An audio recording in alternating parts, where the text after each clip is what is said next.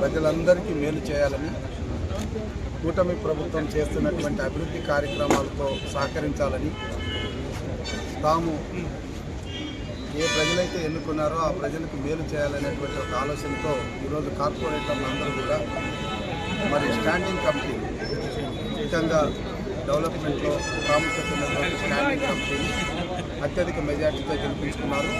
So ఈ ప్రక్రియలో పాల్గొన్నటువంటి కార్పొరేటర్లందరికీ పేరు పేరున ప్రత్యేకమైనటువంటి అభినందనలు తెలియజేస్తున్నాం.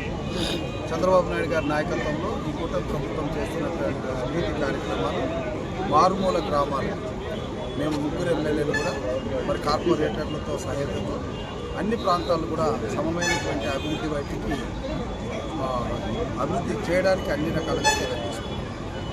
అందరికీ నమస్కారం అండి. ఈరోజు కౌన్సిల్లో సాధించిన ఘన విజయానికి ప్రతీకగా అందరం కలిసి కూడా కేక్ కట్ చేసుకున్నాము.